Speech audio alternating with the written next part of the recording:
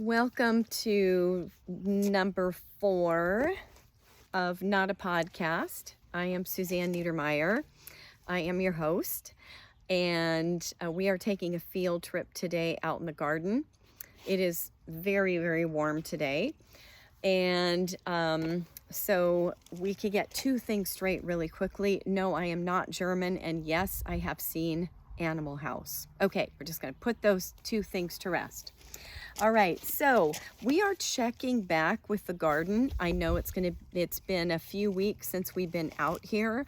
I talked to you a little bit about how I designed the garden this year, and I absolutely could not have done it without my friend Brenda's help and my friend Debbie's help and support, and of course my husband's building skills. He is very amazing, so don't think I did this all by myself, because I didn't.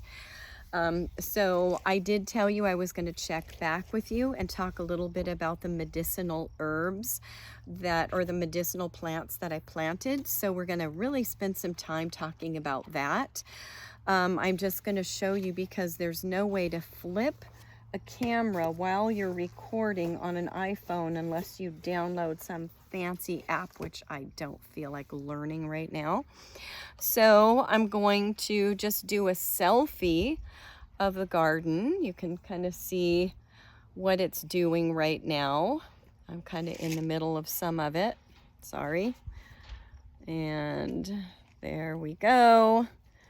And so I will show you everything I have going on here in a minute. And I just want to share with you the medicinal purposes of a lot of the things I'm growing. Now, I'm not going to go into some rant about why I'm doing this. And I'm going to try and keep all of my Not a Podcasts as benign as possible, so to speak. And so I'm just giving you the facts as I know them. Now, what I'm going to tell you where I am getting my information from is called The Lost Book of Herbal Remedies, The Healing Power of Plant Medicine. If you don't know about this author, her name, one of the authors of this book is Nicole Apelian. It's Apelin. Search on her. You get a wealth of information and knowledge from her. She really studied quite a bit. She's the one that was on Alone and lasted 57 days. This woman had previously been bedridden with multiple sclerosis, and then she remembered some of the medicinal things that her grandmother taught her and realized she needed to know more. And so this woman, it has, I don't know how many degrees, but goodness, she knows a lot. And I read her stuff. I'm in the middle of a course right now to become a certified herbalist, for whatever that means.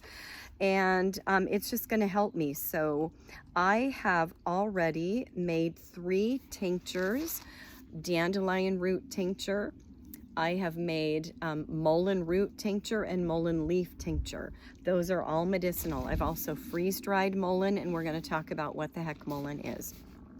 So, what we will talk about to start with, well, let's kind of go in the order that I see. So you can tell this book is loved, right? Okay, so I will just go in the order of where we are. This beauty that has started to pop its flowers is called marshmallow. Now, in reading through this book, I realized that with marshmallow, yes, you can actually take the roots and boil them for a period of time, and then take the roots out, add sugar, and you can make old-fashioned marshmallows. So that is a thing. So for those of you who I told, no, it's not that kind of marshmallow, sorry, I lied. Okay, I didn't lie on purpose. So marshmallow, this I grew from seed. It all came from Nicole Apelian's seed packs. So she is quite good at that, and gives you a lot of information about what healing properties there are with these. So, marshmallow, you guys ready for this? And the wind's kicking up, so bear with me. Okay, medicinal roots. Okay, the roots, leaves, and flowers are used for medicinal treatments. They are especially valuable for treating problems with the mucous membranes, okay? They help acid indigestion, peptic ulcers, leaky gut, and digestive issues, dry coughs, bronchitis, bronchial asthma, congestion, and pleurisy. Teething pain. Young children can be given a piece of peeled fresh roots to chew on, and the chewing stick relieves the teething pain, and it has a sweet flavor. You want to make sure you keep your eye on your child so they don't choke on the root. Also helps skin irritation, inflammation, and swelling, skin ulcers, injury, and removing foreign objects like splinters and particles that are embedded in scrapes and cuts, urinary tract infections and cystitis, and then it gives you recipes. That is one plant. That is just marshmallow, okay? Next, otherwise we're gonna be here all darn day.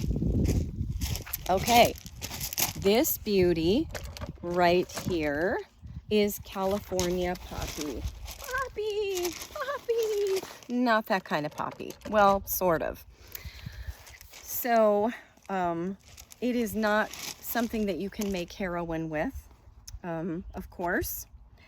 And it is a good form of poppy. So let me find my little poppy dog ear here, because I dog-eared everything I'm growing. Well, that's sage, for Pete's sakes. P comes before S.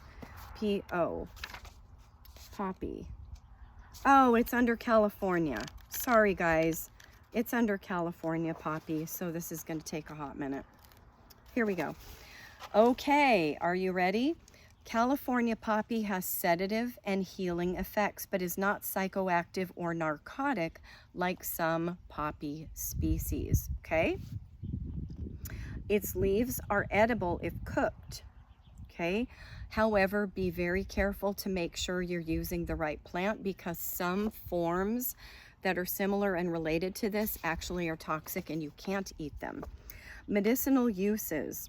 The California poppy is a diuretic, relaxes spasms, relieves pain, promotes perspiration, and is a sedative. It is non-addictive, and it can help with opiate withdrawal. Okay? Sedative properties and antispasmodic, normalizes psychological function with PTSD and anxiety, suppresses the milk in nursing mothers, and then it gives you harvesting and recipes for infusions, tinctures, etc. Okay?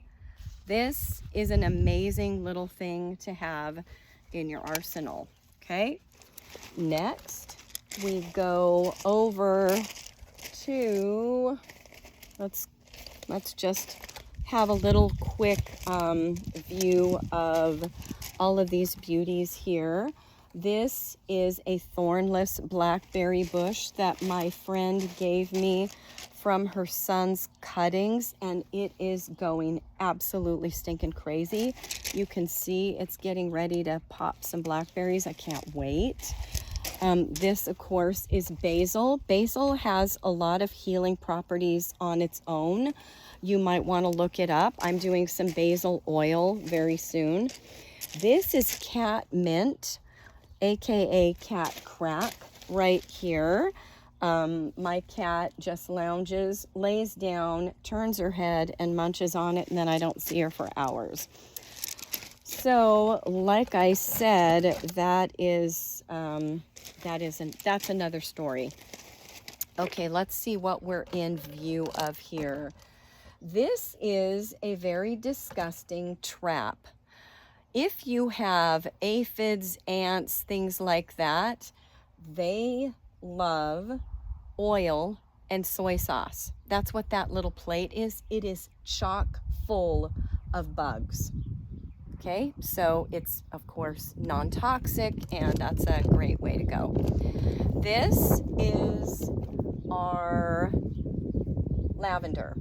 Okay, so lavender, it's not very big yet. It's just, you know, it's taking its time, but it is probably going to be taking over the dang garden pretty soon. So we have to be careful. Things are gonna get a little dicey when these two plants kind of merge together. So lavender is anti-anxiety, antiseptic, antispasmodic, bile-producing, diuretic, a nervine. I'm not sure exactly what that means. I'll see if I can look that up and get back to you on that one. Reduces gas. It's a sedative and a stimulant. Fascinating. Aromatherapy, of course, it has a soothing and relaxing effect on the nervous system. So aches and pains, it really works well if you massage with the lavender oil. It can calm throbbing muscles, relieve arthritis pain, ease and help heal sprains and strains, relieve backaches and lumbago pain. The oil also has an analgesic compound that eases the pain from muscle-related stress and injuries. So it really does a lot of things, but this is crazy. It kills lice and their nits, and it's an insect repellent. So it also helps with respiratory problems. It helps problems like cold. Okay, you guys are going to get a guest appearance from our little dog who Harrison just gave a bath. Do you want to put him in the camera? You have to introduce him. Poor guy. Oh, you look so funny. It's so sad. This is Zeus. He doesn't ever look like this unless he's wet. And this is Harrison. What's up? All right, thank you for that cameo appearance. I love it. Okay, so respiratory problems, colds, flu, sore throats, coughs, sinus congestion. It can also be used for more difficult and chronic respiratory issues like asthma, laryngitis, bronchitis, whooping cough, and tonsillitis. Guys, a lot of the things that I'm going to read to you, you're going to be like, wait, I thought there was no cure for those things.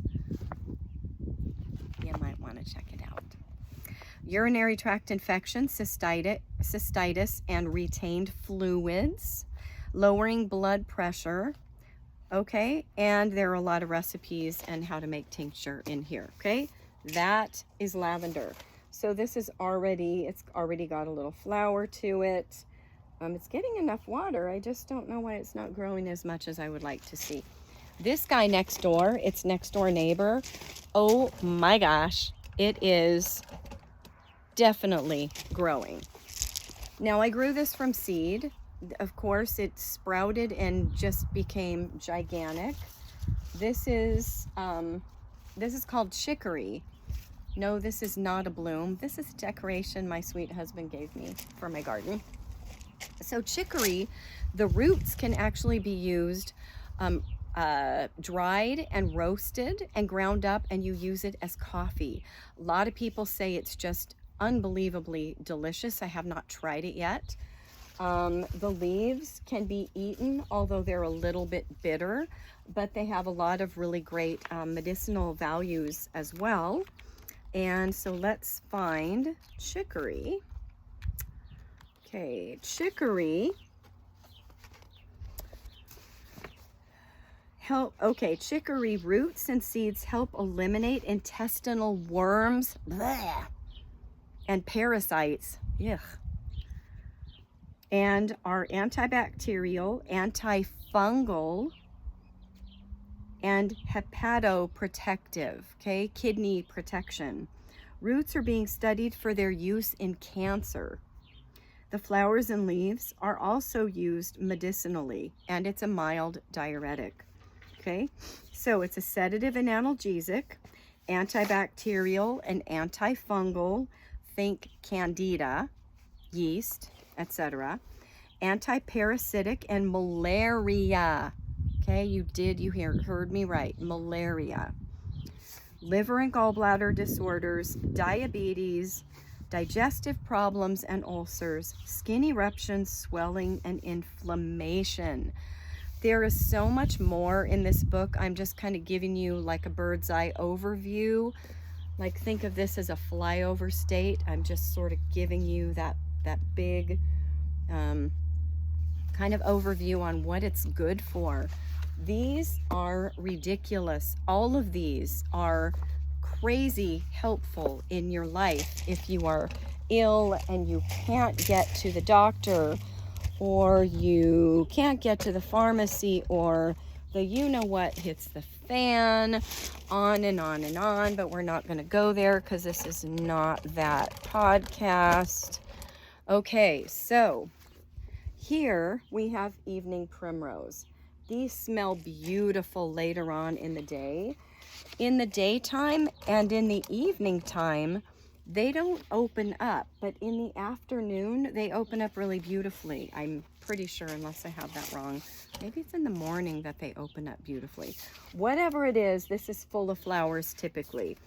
So evening primrose, I will tell you what we have going on with evening primrose. Okay, it is super great with hormonal issues. All right, large doses of this you have to be very careful of because it can cause nausea, vomiting, and diarrhea. So you don't want to use this in excess. Okay, I was wrong. That's a whole different plant. Scratch what I just said. No, I'm not editing this video. I'm a real person. There's no scripts. I make mistakes. Just scratch what I just said. So, evening primrose. We have all the parts of evening primrose are edible. The flowers, leaves, stalks, oil, root, and seed pods can all be eaten, cooked, or boiled. Okay? Medicinal use. All right, balancing women's hormones, PCOS, PMS, and menopause. Okay? Hair loss in men and women. You heard me right. So it can keep more hair loss from happening, and actually in some cases helps it grow back. It's best used internally and externally if you're wanting to grow your hair back. Skin disease, eczema, psoriasis, and acne, arthritis and osteoporosis, gastrointestinal disorders, whooping cough. Here it is again, one of those, oh, we can't treat that kinds of things without massive doses of whatever it is, but yep, it's right here. And guys, they've been using these plants for I don't know how many hundreds or thousands of years. I mean, that's all I'm going to say about that. Okay, asthma and allergies, blood pressure and cholesterol, diabetic neuropathy. Harvesting and preparation is next, and it tells you how to make oils, tinctures, tea, etc. Okay, so that's our evening primrose. Now oregano, we all know that we love oregano on our spaghetti sauce. Now this was just a tiny cutting off of a big giant plant that I had to split up when we were changing out one of our garden beds. And this guy just absolutely went crazy. This would end up taking over the entire garden if we let it. I love drying it in my dehydrator and crumbling it up and having fresh dried oregano. That doesn't make sense. Dried oregano, homegrown, organic, when I'm making anything that calls for oregano. The taste is very different than what you get in the store. So, however, it also has a lot of medicinal things that you guys have probably heard of before. So, oregano boosts the immune system, and it's an antiviral. It can be used, of course, as an urban food, used as a tea, as a tincture, or as an essential oil. It's antiviral, antibacterial, and antifungal. It helps yeast and other fungal infections, helps with skin problems, even has anti-inflammatory benefits and immune boosting effects for fighting cancer. The carvacrol in oregano has anti-tumor properties that actually slow the growth in cancer tumors and slow the growth of reproduction of cancer cells and promotes cancer cell death. That's pretty stinking awesome. It is heart healthy, improves cholesterol levels, prevents atherosclerosis, heart attacks, and strokes. Did you hear that? There's a lot of medications out there on the market that people are taking for those very reasons. Think of the side effects, but we're not going there. I promised I wasn't going to do that. Stimulates metabolism and weight loss, prevents illness or speeds recovery. Okay. And bronchial infections, asthma, and coughs. It helps treat the bronchial infections, asthma, and coughing, and it relieves the inflammation in the airway. So basically, helps you breathe. That's pretty awesome too. Okay, next we are going to bypass the watermelon over here, and we are moving to feverfew. I'm going to try to be kind of careful because this feverfew is full of bees, which of course we love. Don't get rid of bees. Don't be afraid of them. We need them, otherwise we will not have fruit. That is kind of how that goes. So feverfew I've used before and really love it. I love how it works. These are interesting little kind of fly bees. If any of you know what that is, as you see them, let me know. Some of them are bee bees, but kind of fly bee thingies. But I'm not bothering them because they are not doing anything to the plants. The plants are extremely healthy, and you can see I have 8 million of these blooms to harvest. When someone gets sick in the house, I have a bunch of these that I freeze dry, put it in a jar, a mason jar, and then I make feverfew tea and put honey in it, and it actually stimulates improvement in colds and flu and brings fever down. That's part of the reason I guess they call it feverfew. So feverfew, okay, migraines and tension headaches. Now, taking feverfew regularly prevents migraines. It doesn't necessarily get rid of a migraine when you're in the throes of it. Has to be taken regularly to work. Sorry about the whatever saw they're doing, our neighbors down the street. He doesn't know I'm doing a podcast right now because, you know, that's just how that is. Fevers, cold, and flu pain, and colic. Okay? So it helps break a fever and treats the aches and pains associated with a cold and flu. It is anti-inflammatory and analgesic. That means it helps pain. For colic in babies and young children, you would just try a few drops of a cold infusion. You're not going to douse them with feverfew tea, okay? Menstrual cramps and regulating the menses. And it just really helps to relieve some of that pain. So that is pretty stinking awesome as well. So that's feverfew. Right next door to the feverfew, they're kind of married.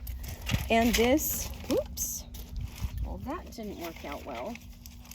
Right here, that is not blooming yet, this is chamomile. Now it's gonna look similar, but not exactly like the feverfew. You can definitely tell the difference. But chamomile, we love chamomile tea in the evening because it really helps us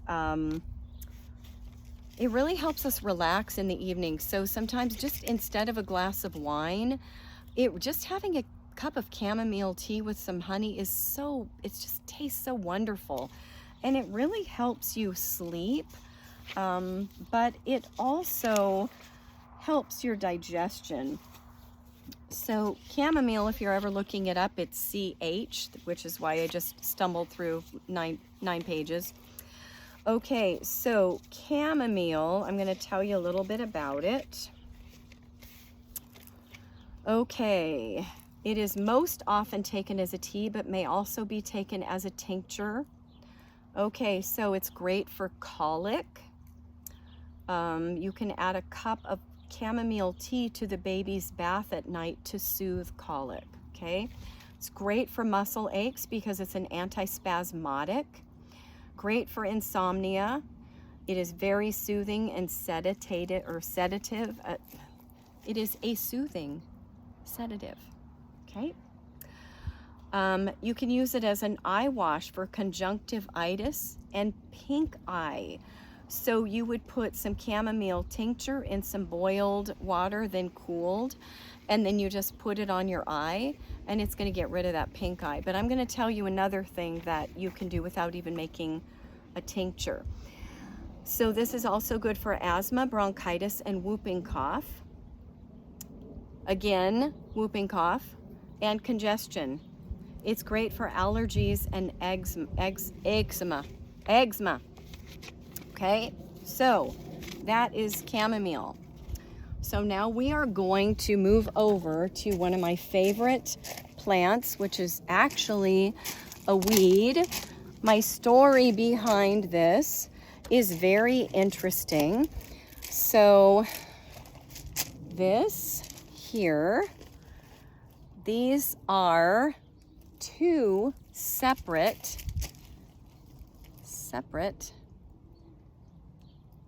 there we go, mulleins, or mullein, or mullein, or however you want to call it. I call it mullein because it's easier to say.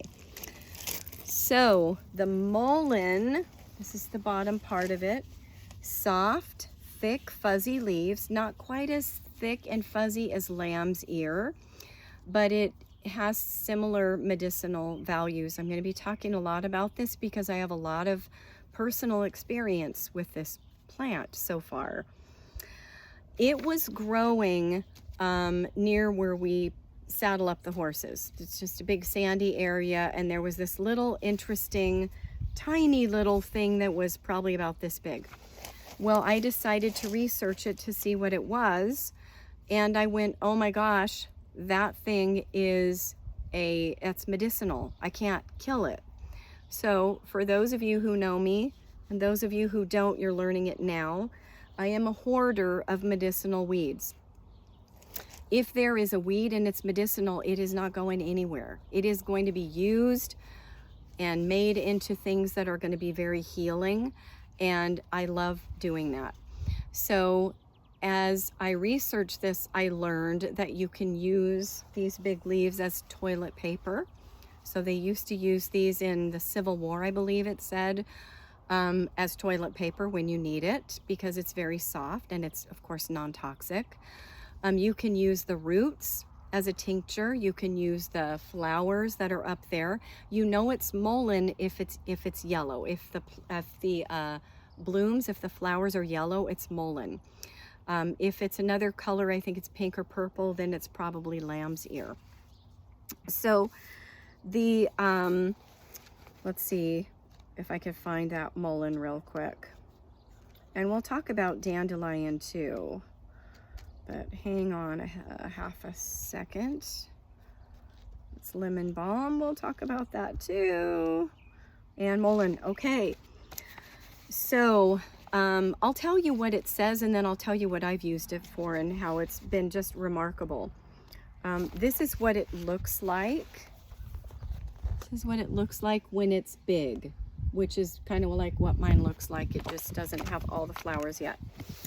Okay, bronchitis, emphysema, laryngitis, tracheitis, asthma, tuberculosis. Wow. It is a mucilage, and it is very commonly used. Bronchitis, tuberculosis, and asthma are the pretty common things it's used for. Of course, for asthma, the mullein can also be inhaled. This can be rolled into rolling paper and smoked, or the leaves can just be burned and the smoke inhaled. I don't like the idea of long-term use of anything that you're smoking, because remember, I'm a speech pathologist. Those vocal cords are my specialty. I don't like anything hot being inhaled past them, but I would say for something important that might not be horrible. Also, you can use it for skin wounds, snake bites, ulcers, tumors, and hemorrhoids, earaches, and ear infections. You're going to want to make an oil out of this.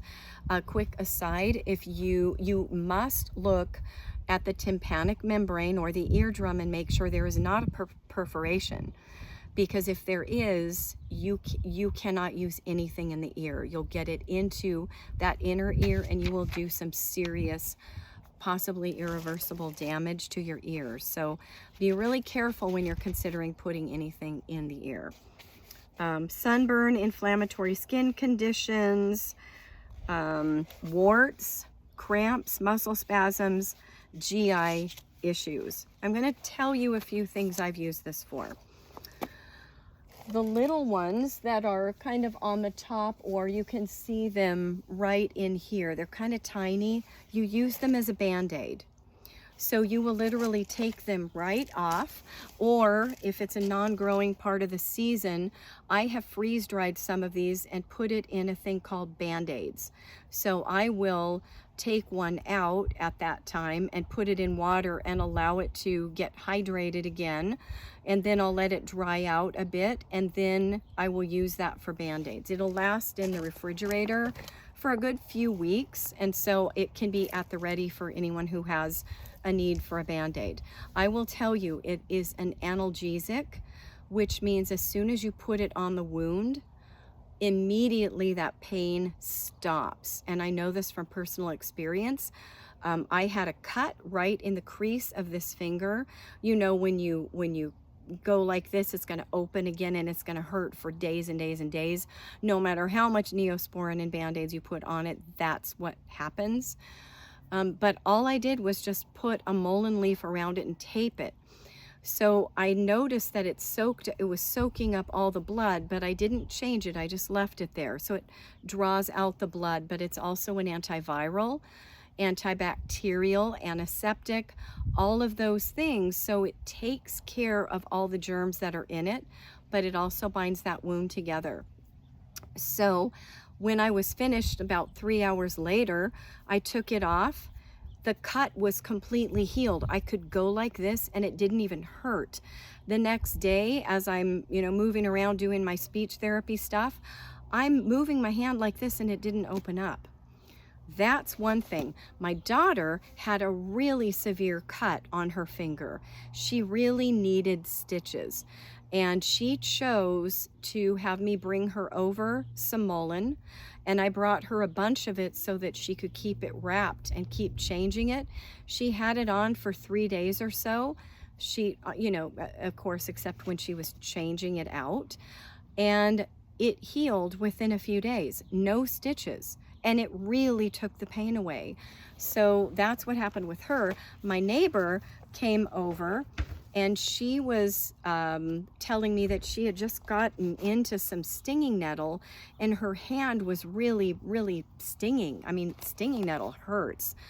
And so I said, go out to the garden, grab a mullein leaf, chew it to get, the kind of the stuff releasing, and just stick it on your hand and hold it there. She said within a minute, all the pain was gone and it never came back.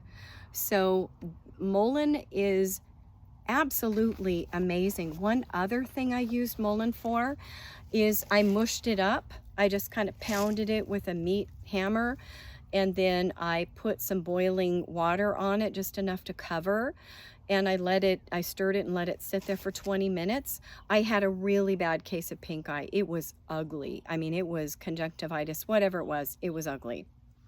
And I took a Norwex cloth, a baby body cloth, and I soaked it, and I kept it pretty wet, not super wet, but I mean, not so that it drenched me, but I didn't wring it all out.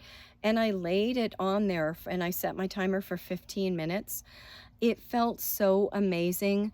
Guys, within a couple of hours, my eye was back to normal. No goop, no redness, totally took it away. So anyway, that's my story on mullein. If you see it in your yard, it's going to be little. You want to put it in a spot that's going to have a spot to grow, because it's going to need some growth. This right next door is, so I'm just trying to see if you could see it. It's so hot out here, so I'm having a hard time seeing. This is echinacea. So it is the yellow version of echinacea. You guys have all heard echinacea. It boosts the immune system. You can use it in tea. You can use it in all kinds of things.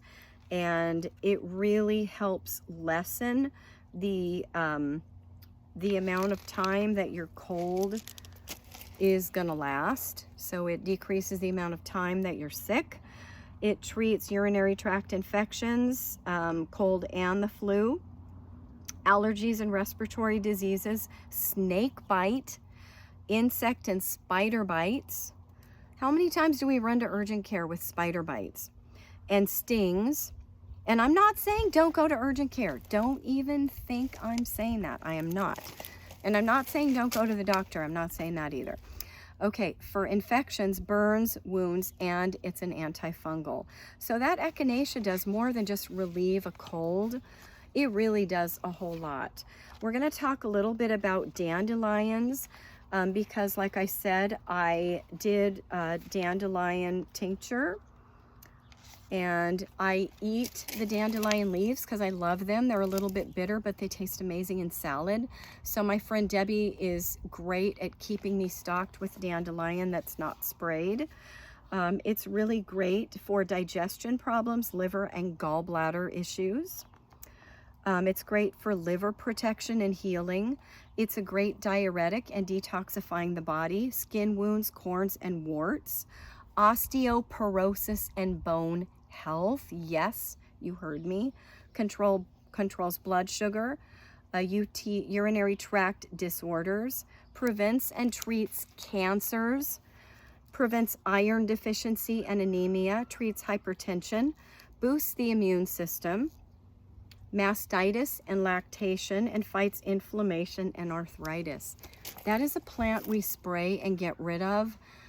Save it. If you live near me and you don't want your dandelions and they are organic, meaning you have not sprayed them, bring them over. I will take them. I'll even give you some bottles of tincture made from them. So don't throw your dandelion away. Okay, and 2 more things. We're almost done. You guys are great for sticking with me. All of this is garlic. So all of these rows are garlic. I turned the water off today.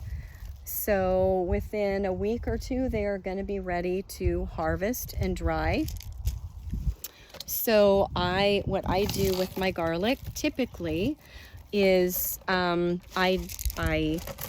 dehydrate it, because that keeps a lot of the good stuff in them. It doesn't take away a lot of the medicinal value. And then I pulverize it and make my own garlic powder. It's delicious. I swear it tastes nothing like what you get in the stores. It tastes so much more flavorful. It's amazing. So garlic is really great. You all know that it is an antiviral.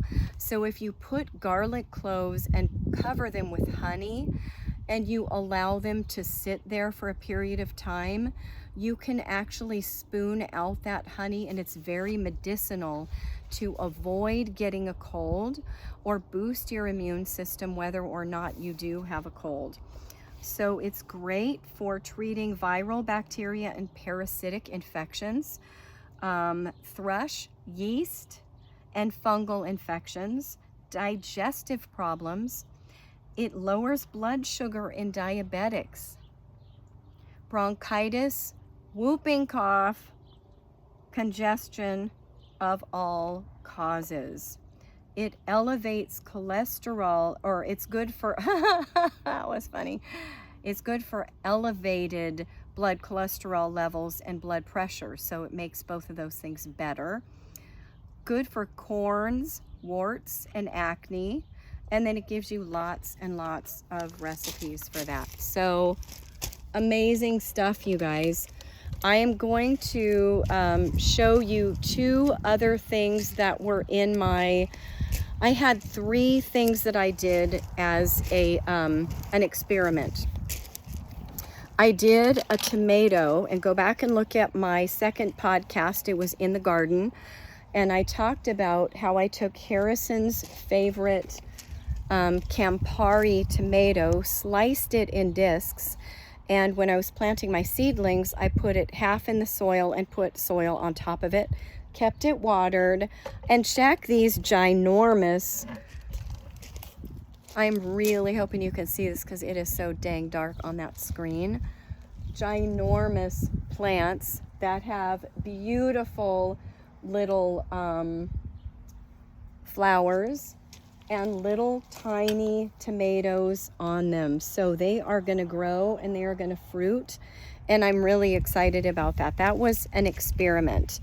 Another experiment, I took baby red bell peppers and seeded them and planted them, and they grew.